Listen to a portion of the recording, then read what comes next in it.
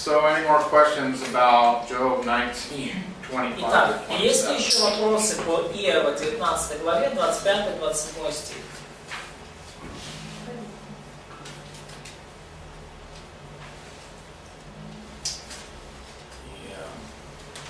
So excited, he says, my heart faints within me. И это настолько потрясающе, что сердце истаивает в груди моей. Это Иов 19:27.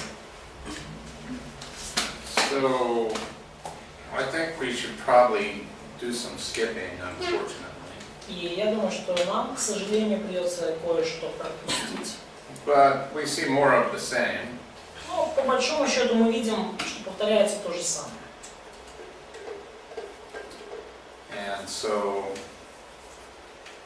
I want to get to the part with Elihu. И я бы хотел, чтобы мы сейчас перешли к тому, что говорит Илью.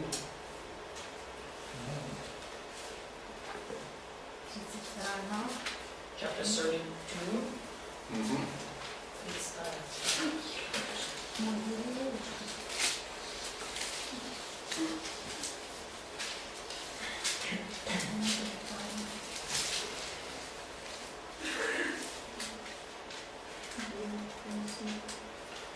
I just want to make sure I'm not missing anything that I want to tell you. So, I'm looking real quick. 31:1. Yeah. 32.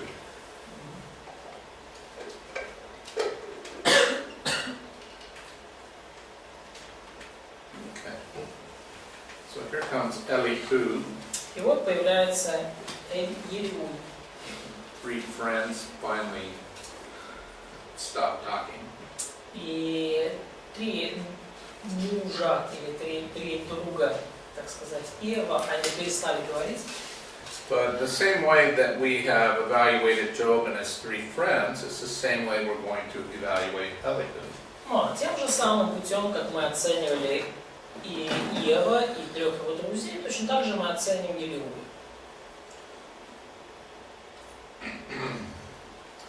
So Elihu is younger, И Илью моложе, and he sees that the three older men really haven't said anything worthwhile.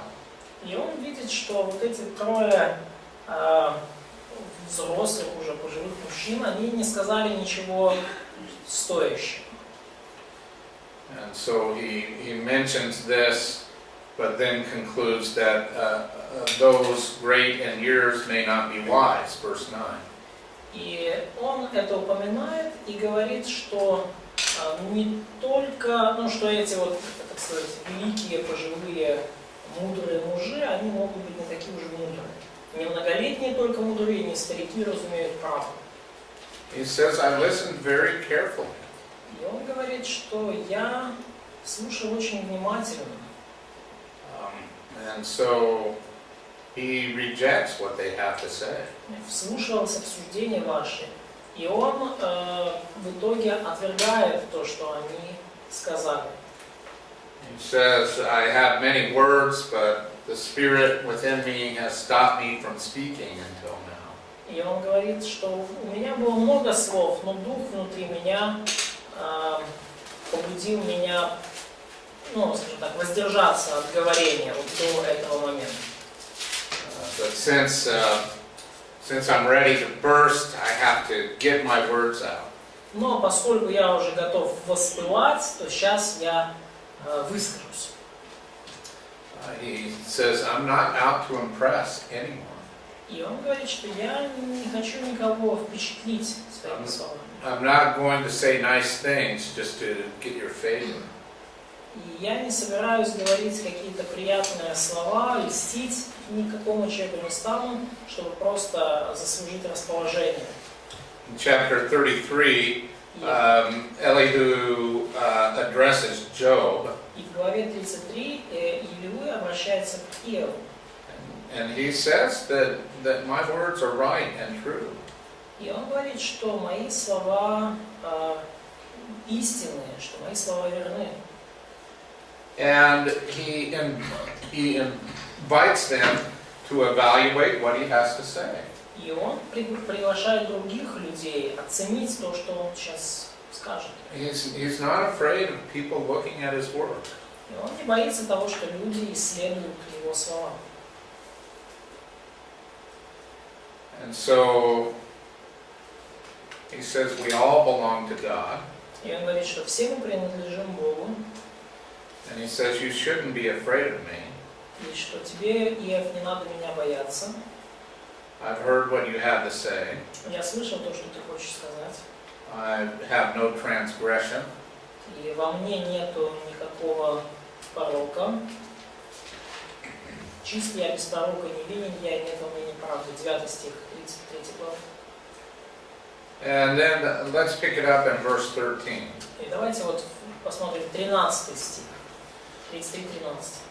Why do you complain against him that he does not give an account of all his doings? Для чего тебе состязаться или жаловаться с ним, или жаловаться ему? Он не дает отчета ни в каких делах своих. So I think he has a better viewpoint. Ну, то есть мне кажется, что его взгляд, его мировоззрение, точка зрения на Бога, она более корректна, по крайней мере, лучше, чем то, что было у тех друзей. And so he's indicating that God doesn't have to reveal everything to us. И он, по сути, говорит, что Бог не обязан нам все открывать. Do we have the revelation of everything about God for our own selves now? Если у нас откровение обо всем, что касается Бога, и обо всем, что касается нас сегодня, Do we understand why everything has happened in our lives? понимаем ли мы, почему все, что происходит в нашей жизни, происходит именно так? Do we understand right away on anything? Not always. Понимаем ли мы наилучший путь в каждой ситуации? Не всегда. So,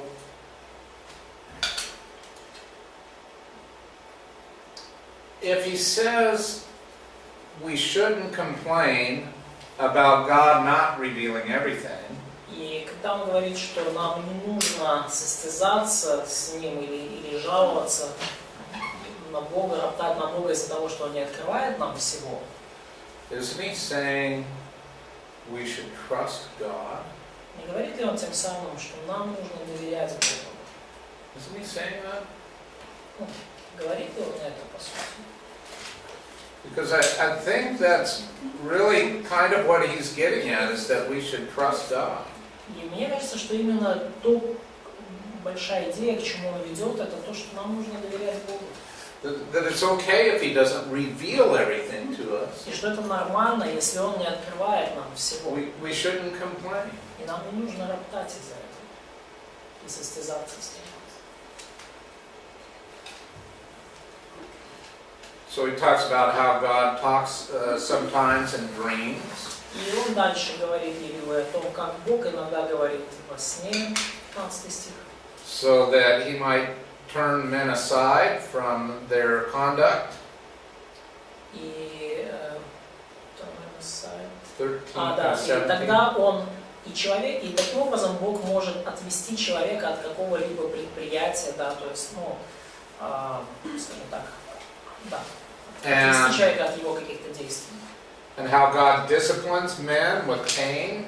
И также он описывает, как Бог может вразумить или дисциплинировать человека болезнью, болью, until he's sick of life. даже до тех пор, что человек жестоко болеет, и жизнь его, то есть он серьезно болеет, чуть ли не смертельная болезнь. He said if there's an angel as a mediator for him. Это вот в стихах 19-22. И в 23 стихе он говорит, если есть у него ангел-наставник или ангел-посредник. One out of 1,000. Один из 1000, это 23 стих. To remind a man what is right for him. чтобы показать человеку прямой путь, показать человеку, что правильно. Then be gracious and say, save him from going down to the pit, for I have found a ransom. То Бог умилосердится над ним и скажет, освободи его от могилы, и я нашел умилостивление. So God will be gracious, yes? God will be gracious and He will set the person free. Right. And then he will be restored. И тогда этот человек будет восстановлен, да? Тело его сделается свежее, и он возвратится к дням милости своей. 25 стих. And he will pray to God, and God will accept him, И он будет молиться Богу, и Бог его примет. that he may see his face with joy. И он будет с радостью взирать на лицо его. Где мы сейчас? Мы сейчас 33 глава, 26 стих.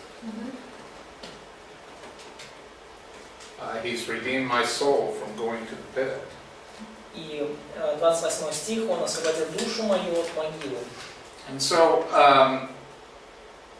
notice verse 29, God does all these things often, Often, because in our terms, twice or three times, да, ну вот все это делает человек, Бог 2-3 раза с человеком.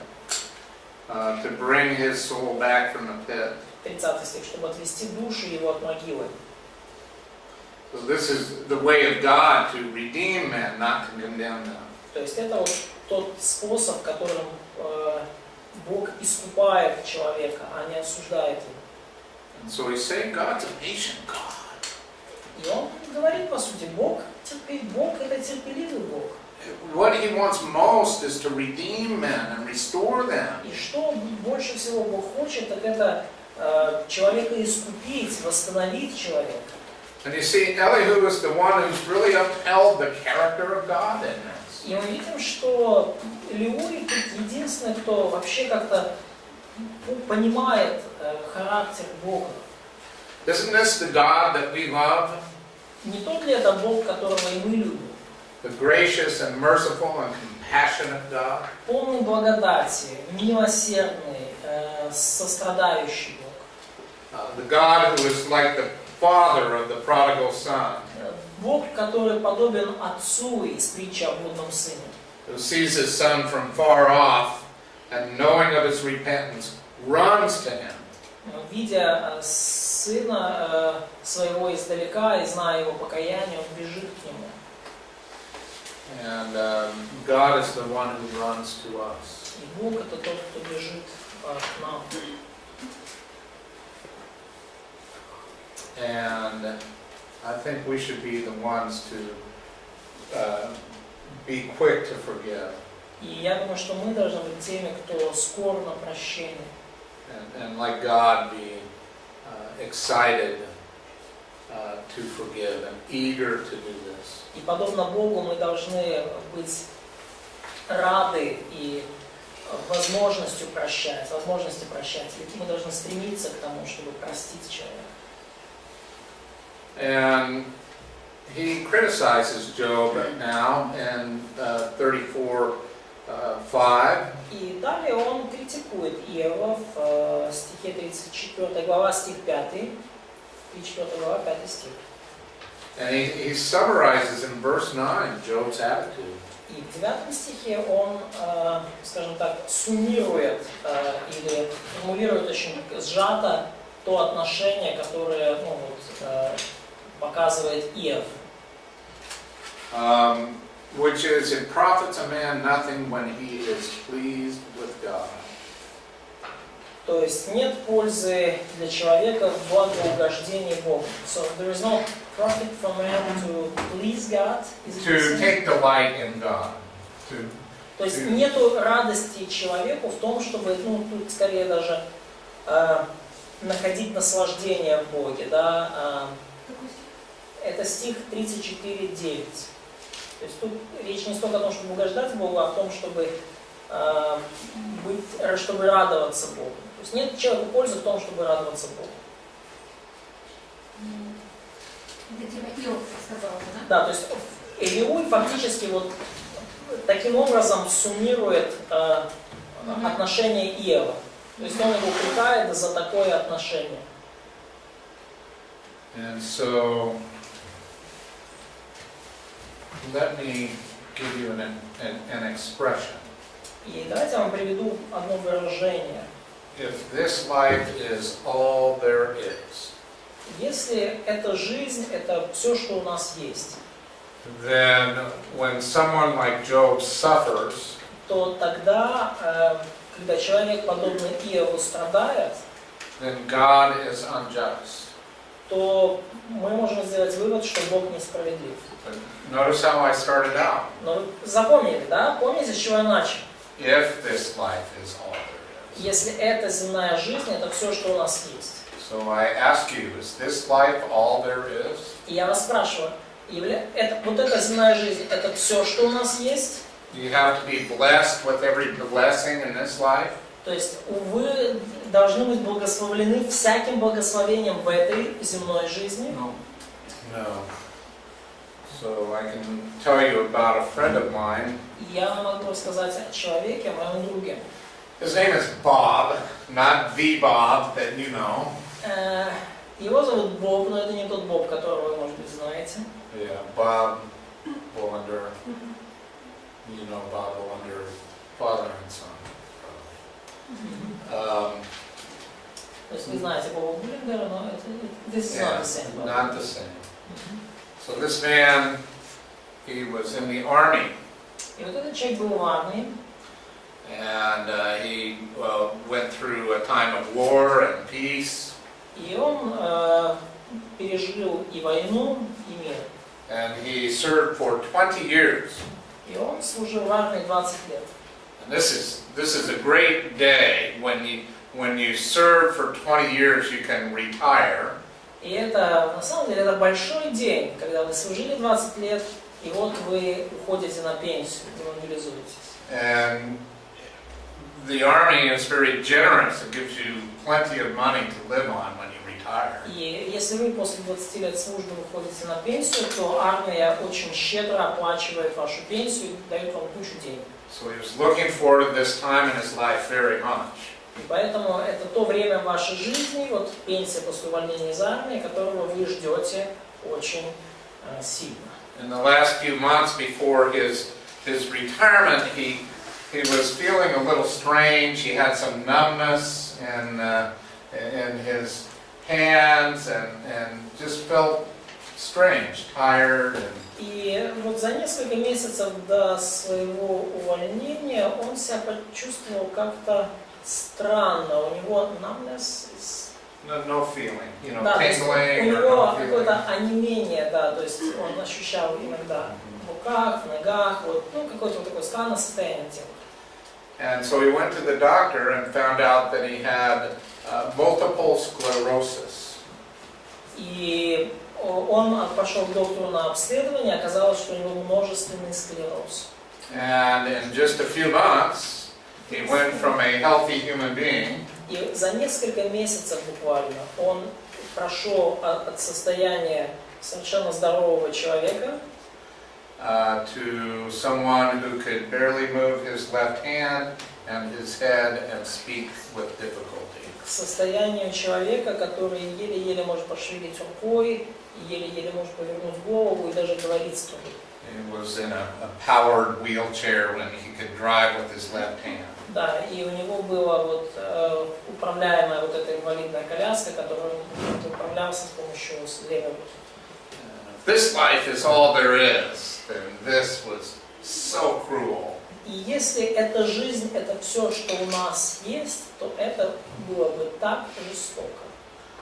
So multiple sclerosis affects your muscles, even in your chest, for breathing. И множественный склероз, он также поражает ваши мышцы груди, да? Это рассеянный склероз? Наверное, рассеянный склероз. Хотя не уверен. And he could, you can't cough like a normal person. То есть вы даже мышцы груди, да, и которые отвечают за ваше дыхание, они поражаются, вы не можете нормально даже прокашляться. Or even swallow. И даже глотать вы можете с трудом. And he Не рассеянно, по-моему, рассеянно. would get pneumonia every 3 or 4 or 5 months. He would have another case of pneumonia. И у него, получается, воспаление легких было, чуть ли не каждые 3, 4, 5 месяцев. So people had to feed him and take care of everything for him. И людям приходилось его кормить и всячески о нем заботиться. If this life is all there is, then God was very cruel to Bob. И если эта жизнь, это все, что у нас есть, то тогда получается, что Бог очень жестоко поступил с Богом.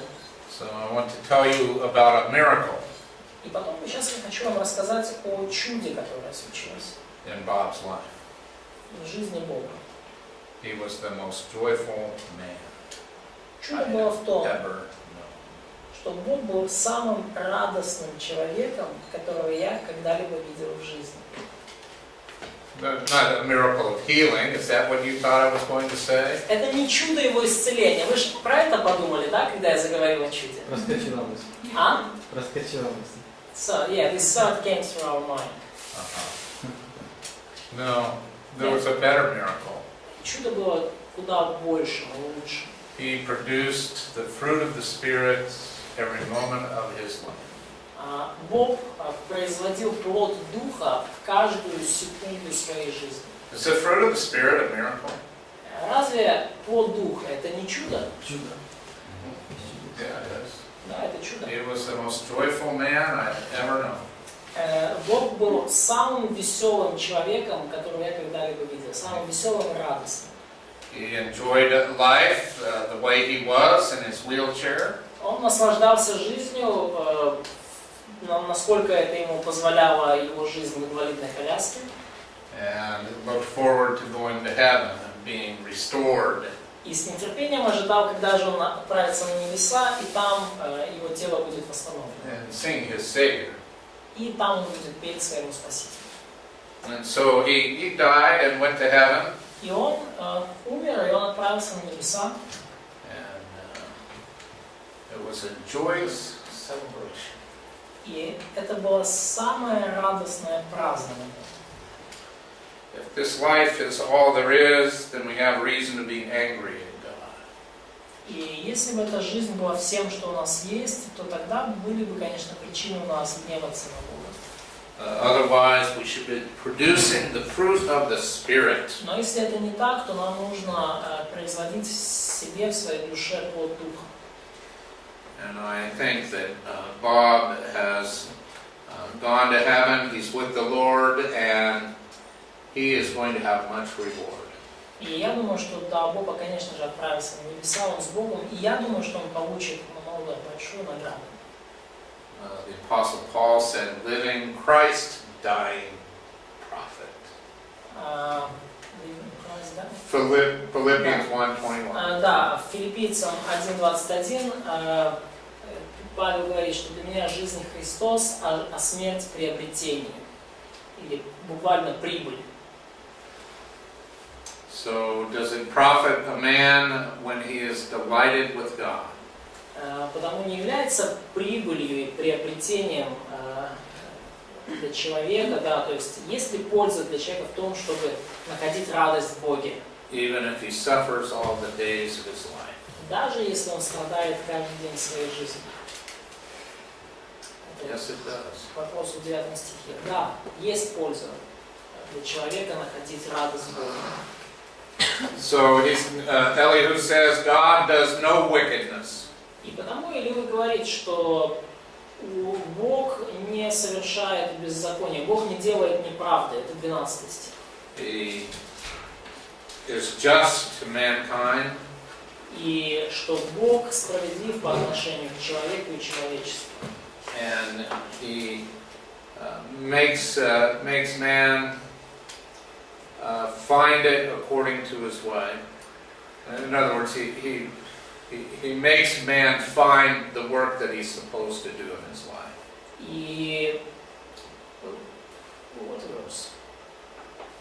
И что Бог, Он помогает человеку увидеть труд, который Бог совершает в его жизни. Бог дает человеку увидеть труд, который он совершает в жизни человека. God is just to all. и что Бог справедлив для всех, He ко shows всем, no partiality. и что Бог не показывает, Бог не лицеприятен. To royalty or the rich, Он не лицеприятен по отношению к богатым и могущественным. everyone dies just the same. И да, то есть он не смотрит на лица князей, и все умирают одинаково. In verse 21, he talks about how God knows every step that we take. И в 21 стихе он говорит о том, как Бог знает каждый наш шаг. That Он видит все шаги его и по общему путям на человека. that when people think they're sinning in secret, it's daylight to God. He sees everything. И когда люди думают, что они грешают где-то в тайне, то для Бога это все как на дневном свете. Он видит все. And he humbles mighty men. He breaks them in pieces. И он сокрушает сильных, он смиряет их, он разбивает их на куски. He knows their works. Он излагает их ночью, он знает их дела. So he strikes the wicked publicly.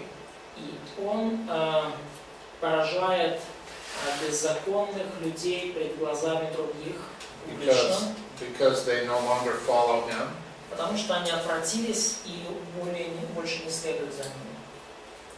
And then when he keeps quiet, Это 27 стих.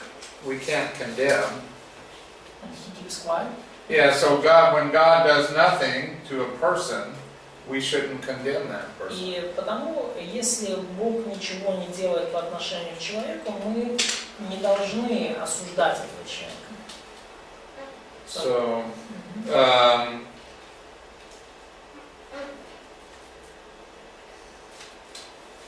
any questions on the speech of Elihu? Есть ли у вас какие-то вопросы вообще по речи или Илуе? Сколько Сермаха? А? Сколько Сермаха? 10, какой стих? 27. Нет, 28. Подожди, это что-то украинское слово? Щоб зорік Сиромахи спливали до дня, бо він ще вимагає більше. Сиромах, в русском переводе это крик бедного. То есть это какой-то, так что дошел до него вопль бедного.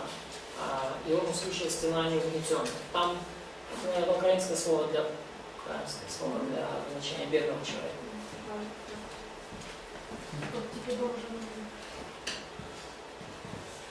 А 29 стих еще можно прокомментировать? So can you comment verse 29?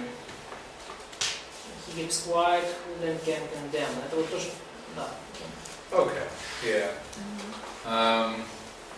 Oh, it's different. It's different in Russian translation. When he keeps quiet, who can condemn? 29 стих в современном переводе лучше. Если он промолчит, кто поставит ему в укор?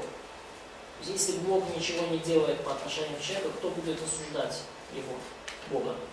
And when he hides his face, who can know what he's thinking? You know, who can? When God hides his face, no one can look at him. И если Бог скроет свое лицо, кто сможет его увидеть? Тоже в современном переводе точнее. Whether it's about a nation or a man. И здесь он говорится как об отдельном человеке, так и о целом народе. А можно еще начало 34-29. Опять же, современный перевод точнее. А в английском? Современный перевод практически полностью как английский. То есть, если он промолчит, кто поставит ему в укор?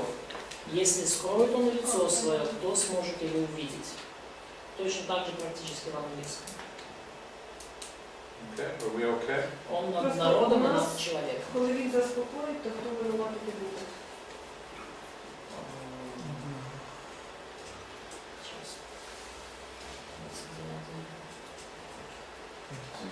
Нет. So, нет, это не то же самое. Нет, не то же самое. So, in the in Ukrainian translation, it's when God will kind of count down someone, He will kind of humble someone, so who will condemn him. То есть идея не в том, Yeah, that might be a better translation. So it's hifil stem, causative stem. So it means God is causing the quiet. Ну, то есть, да, может быть, украинский даже и лучше, да, потому что если Бог, ну, не успокаивает, не то, что успокаивает себя, если Бог является спокойным, а если Он успокаивает кого-то, да, ну, в плане смиряет кого-то, кто будет его осуждать? Может быть, он говорит, что, возможно, украинский перевод в этом смысле точнее, потому что здесь каузатив. Да?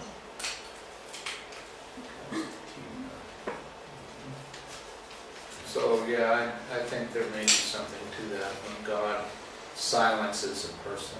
Да, я думаю, что здесь будет ближе к тому, что Бог не молчит сам, да, а Бог заставляет кого-то умолкнуть и успокаивает человека. Yeah, there's no reason for us to do anything more. То есть нам нет смысла. Right? I mean, Да, то есть нам нет смысла даже самим, скажем так, добавлять к тому, что делает Бог. 36-37 стих. Или невинный сострадает? So, in verse 36 and 37 of getting to chapter that. 34, is there a sign of Elihu's compassion to Job? Okay. Yeah, let's comment on this. Let's go back to 35. Ну давайте вернемся чуть назад к 35 стиху. Job speaks without knowledge, and his words are without wisdom. Иов неумно говорит, и слова его не со смыслом. And haven't we found falsehood in Job's words? И обнаружил ли он какую-то ложь в словах Иова? Yeah, I think we found Job questioning the character of God. Да, я думаю, что мы видели, что Иов подвергает сомнению характер Бога. Many good things, but on the other hand, he's questioning God's character and letting this happen. Он говорит, конечно, много хороших вещей, но с другой стороны, он подвергает сомнению Божий характер, он дает этому случиться. And isn't he, Job, saying things like, you know, God, you have a right to do these things, but you haven't told me why. Не говорит ли Иов такие вещи? Ну, Бог, конечно, ты имеешь право это делать, все, но почему ты мне не говоришь, почему это происходит? I think that's an accusation. Я думаю, что это обвинение в адрес Бога. Yeah, that God isn't right. Что Бог, ты не прав. So I think 35 is correct. И потому я думаю, то, что говорит Илью в 35 стихе, это правда. And then it says, Job answers like a wicked man. И он говорит дальше в 36-м, что ответы Иова свойственны людям нечестивым. То есть он отвечает как нечестивый человек. And so, because he does this, we should bring about the maximum sentence against him. И поскольку он это делает, то нам нужно добавить ему... You understand, like when a judge judges a criminal, he may, you know, give him a minimum sentence, you know, 3 years or 5 years, and the maximum is 10. Да, то тогда нам нужно Иову вынести самый суровый приговор, по сути, да, в этих словах, потому что он не говорит. So, Russian translation again, it's I would like that Job will be tested maximum. It's kind of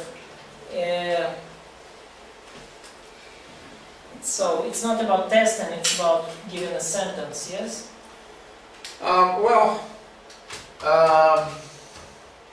Yeah, let me...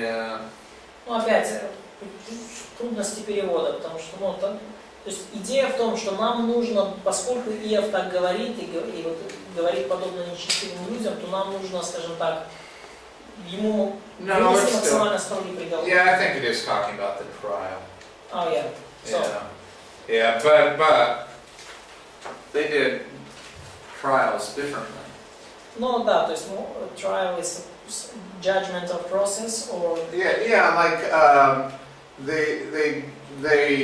he means to examine him to the extreme, like, you know, look So, at very everything with careful. a microscope. You Да, know? то есть фактически, Yeah. да, Илью имеет в виду, Yeah, that's a поскольку better idea. Иов говорит такие слова, то нам нужно максимально детально исследовать, да, то есть провести как максимально суровый и внимательный, скрупулезный процесс по исследованию его слов.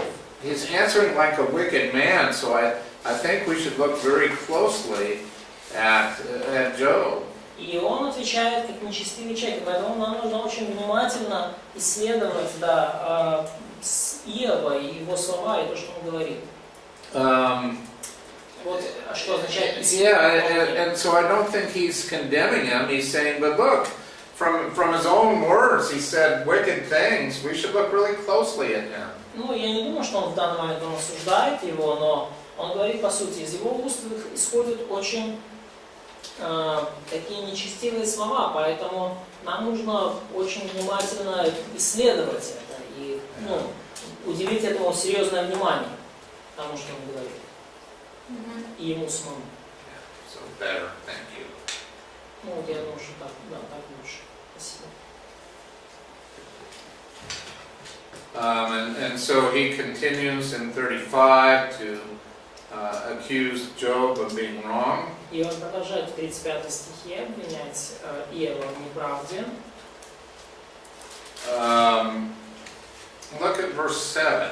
И посмотрите на 7 стих. It's a question he's asking of Job. Это вот вопрос, 7 стих 35 главы. Это вопрос, который он задает Иову. If you are righteous, what do you give to him? Если ты праведен, что даешь ему? Or what does he receive from your hand? Или что получает он от руки твоей? You know, what's God getting from you if you're righteous? Что Бог получает от тебя, если ты праведен? Ничего. He's getting nothing. What should God get from Job? Что Бог должен был получить от Иова? About praise and worship. Как насчет хвалы и как насчет поклонения? Isn't that what he should be getting from Job? Вот что Бог. Не это ли Бог должен был получать от Иова? No matter what. Независимо, несмотря ни на что.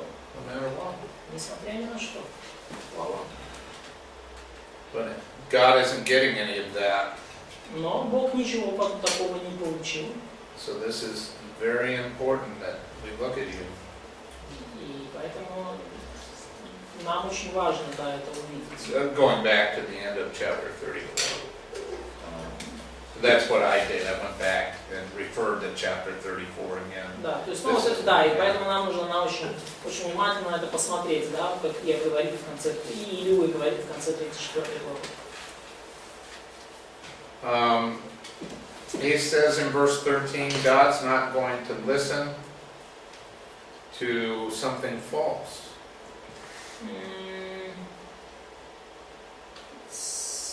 It's different in Russian. Okay, that's fine. This is how we find things out. Oh yeah, so Yeah. it's not true that God do not hear and Almighty do not regard it. To emptiness. Maybe emptiness? Like God is not going to listen to emptiness, something that's not true. And so there's kind of a literal versus a dynamic translation, I think. No, different. Different. Completely different, huh? Completely different meaning. Okay, let's It's figure like it out. opposites. Let's figure it out, okay? So, Elihu says, literally, so there is not true that God do not hear and Almighty do not see at all.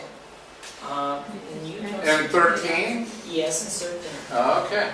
В современном по-другому. Да, Бог не внемлет пустой мольбе и всемогущий ее не слышит. 35:13. Що в українському? Тільки марноти не слухає Бог і всемогутньо не бачить її. Ближе к современному и к английскому. Truly, to emptiness, God will not listen. Истина к пустоте, истина в пустоту Бог не слышит. Украинский зачет, современный зачет, синодальный не зачет. Better? Лучше. Yes, yes. Okay. Ukrainian This and is- modern are better. Yeah, okay, good.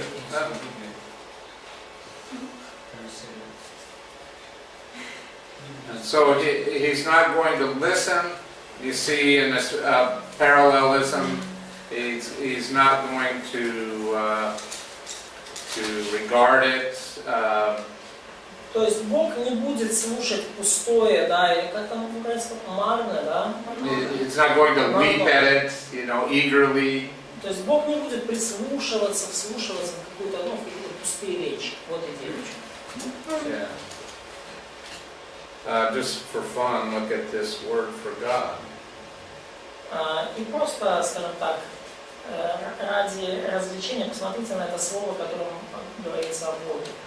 So it's a parallelism. Do you see here is El, God, То есть видите ли вы этот параллелизм, да? Эл, Бог, and then Shaddai. и Вседержитель, да, Эль Шадай. You know this word Shaddai, it means the sufficient God.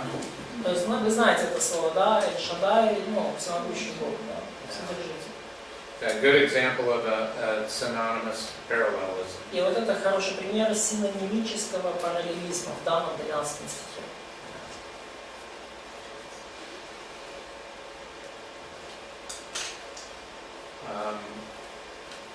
I like this expression in 16, he multiplies words without knowledge.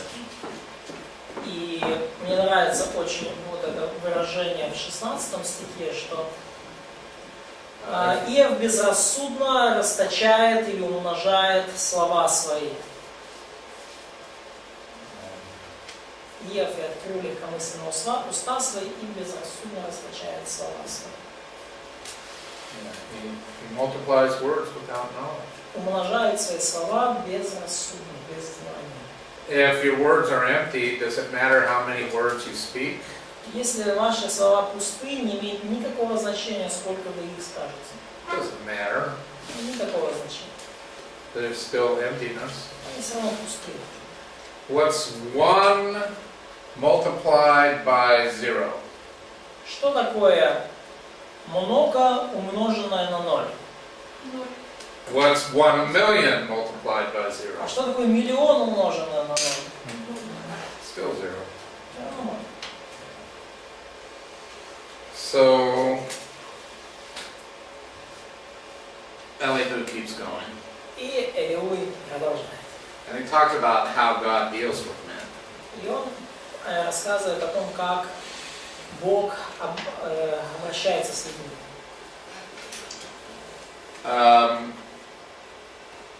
He says, I will get my knowledge from far off. И он говорит, что я начну с моего суждения издалека. So he got his knowledge from far away. Опять 25. Не я начну рассуждение издалека, а я получил мое знание издалека. So he got his knowledge from God, yes? То есть идея в том, что я свое знание получил от Бога. То есть, And he says, третий стих.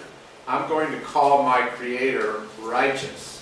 И он говорит, что я назову своего Творца справедливым, или моему Творцу справедливость воздам. Да? В синодальном. Как в украинском? Да, но вторая строчка везде правильно, а первая везде не зачет, потому что so it is in all Russian and Ukrainian translation it's just said that I will start from far away, so I will not go to the question directly. I will start. Yeah. Interesting. Сейчас. Okay. Прошу, когда преподаватель. So, here is knowledge, my knowledge. So I will carry my knowledge to. Oh, that's interesting. I will carry my knowledge to a distant place. So he says literally, I will carry my knowledge. То есть буквально он говорит, я пронесу свое знание to a distant place. Далеко, на большое расстояние, на удаленное расстояние. На удаленное, я пронесу свое знание на удаленное место. Вот буквально так. Yeah, the challenge is that the word carry my knowledge means take or receive. Но как бы трудность в том, что вот это слово, да, я пронесу свое знание, или оно означает буквально получить, да. So if I take it for myself, I take. То есть если я вот, ну, как бы взял это вот сам у себя, вот я беру это, да. But if someone else gives it to me, I receive it. Ага, то есть или брать, или получать. Но если кто-то мне это дал, то я не взял, я получил. То есть видите разницу, да? То есть можно взять что-то свое, а можно получить от кого-то другого что-то чужое. And so it has the inseparable preposition la. И вот там есть также неотделимый предлог «ла». And so he's taking it to a far place. И таким образом, вот из этого мы видим смысл, что он принесет вот это знание в удаленное место. То есть это то, что вот зачну викладати я сдавать. То есть промах везде. То есть нигде не переведено корректно. Okay, let's look at verse 5. Ну, посмотрим на 5 стих. God is mighty, but he despises no one. Бог могущественен, но не презирает никого. Does that contrast with some of the other things we've seen? Contrast.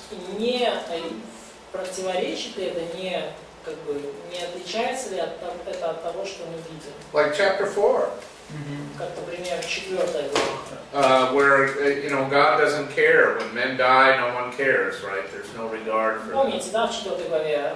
Люди умирают, а Богу все равно. Человеческая жизнь еще для него не Yeah, and значит. here we have a God who cares. А здесь у нас Бог, который не презирает, то есть Бог, который заботится. And he's a God of justice. И также Он Бог справедливый. У нас все наверное, немножко по-другому. Это какой у нас 5 5 стих, стих, да? да. Что Бог могуществен и не презирает сильного крепостью сердца. Откуда это непонятно, но типа такое, что такого он не презрит, а кто сильный будет. So, in similar again, дайте украинский скажу. Ну, украинском Кидальнику. So in similar they probably messed up 2 lines. So God is almighty and He do not despise the one who's strong by the strength of His heart. Okay, so it's God is mighty, but he does not despise. He is mighty in strength of understanding.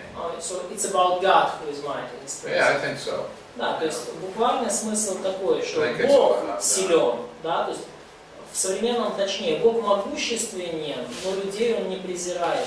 Силой разума Он могуч.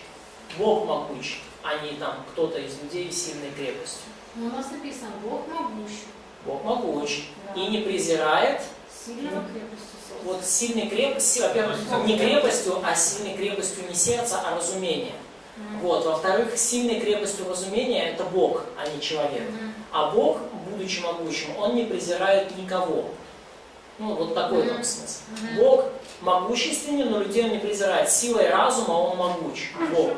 А в українському это «Та ж Бог сильний і не відкидає нікого, Він міцний в силі серця».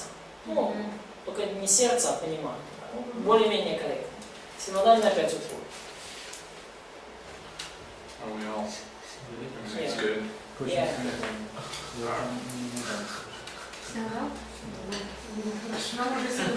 Я раньше не So, probably the book of Job was a real challenge for translator of Synodal. Apparently, yeah. A lot of mistakes. So let's keep going here. Продолжаем. see if we can finish Elihu. Посмотрим, получится у нас закончить. We're going to skip a little bit again. Ну, пропустим 5 версий немножко снова. So, let's go to chapter 37. Ну, давайте перейдем к главе 37.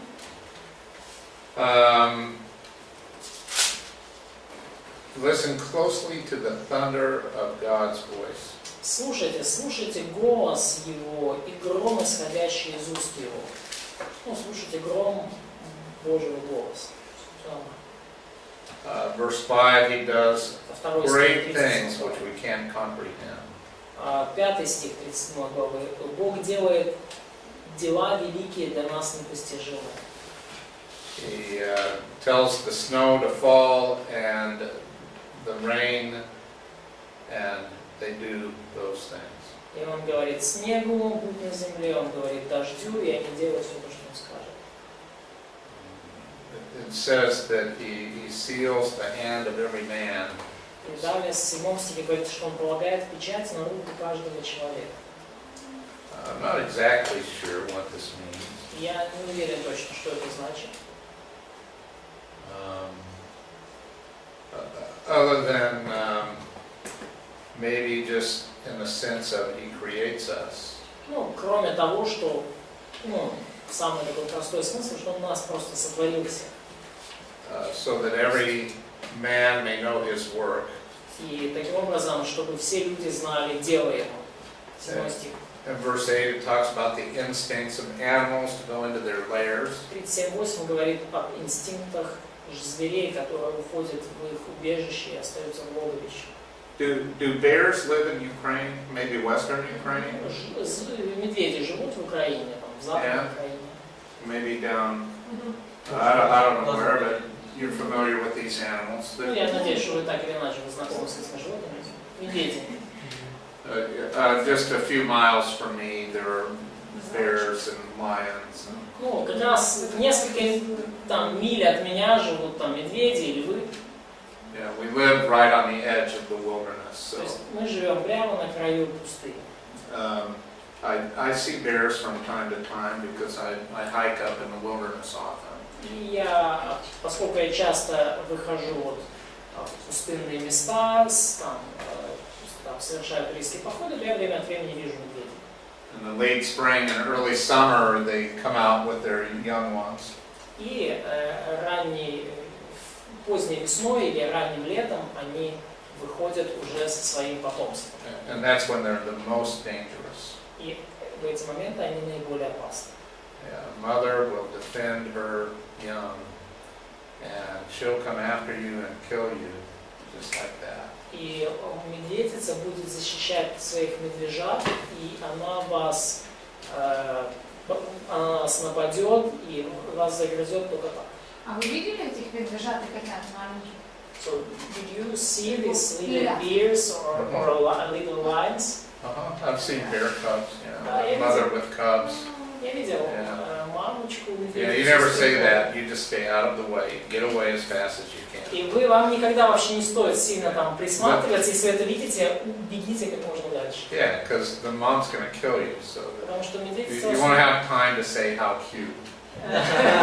Медведица, она вас будет стараться прибить всеми средствами. У вас не будет времени сказать, ой, как мило. Yeah, the mom will kill you and feed your ears to her little baby cubs. Мамочка вас это прибьет, и она ваши уши отнесет своим медвежатам на десерт. А много несчастных случаев, когда... So, there are a lot of accidents like this when mother bear just... Not very often. Не очень часто. Yeah, we all know how to avoid each other. Мы хорошо знаем, как избегать друг друга. But it happens every year. Но это случается каждый год. Someone every year someone will get mauled by a bear or a mountain lion. Но каждый год кто-то погибает из-за медведей и львов. Yeah, and it you know, fairly often I'll see the footprints of a mountain lion or bear. И очень часто я при этом вижу следы медведей или львов.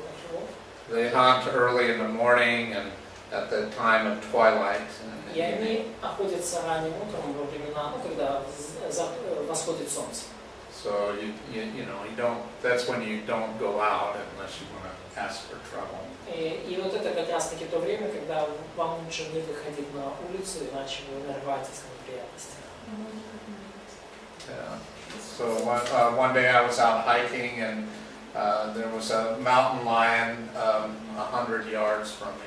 И однажды я вышел как-то 100 meters. прогуляться, так сказать, в лес, и лев горный был где-то в 100 метрах от меня. And Did you have a gun?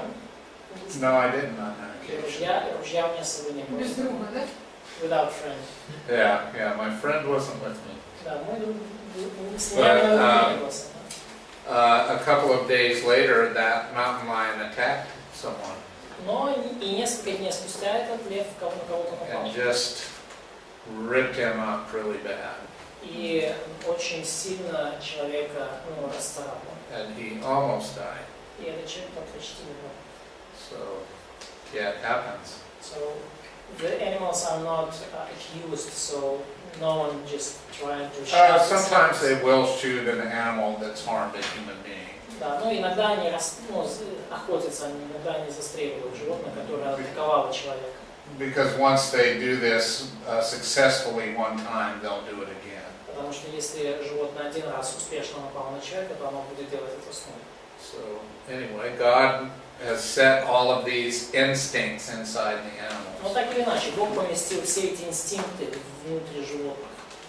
And if you understand their instincts, you'll see a lot of wildlife. И если вы You'll get to see, you'll know where they're at a certain time of day and season. Если вы понимаете вот эти инстинкты, то вы их, можете многое понять и увидеть в жизни диких зверей, в жизни дикой природы. То есть вы увидите, почему они там в одно время там делают то, в другое время делают это. So Colorado is the best place in the United States to hunt big game. То есть штат Колорадо — это лучшее место во всех Соединенных Штатах, чтобы охотиться на реально крупную дичь. Deer, elk, moose, Это bighorn sheep. олени, лоси, вот эти горные козлы, horn sheep, Yeah, there's lions and wolves. львы, волки, всякая крупная дичь. Yeah, everything wants to eat us in Да. Colorado. Короче, все, что хочет нас съесть, живет в Колорадо. Take a break. Перерыв.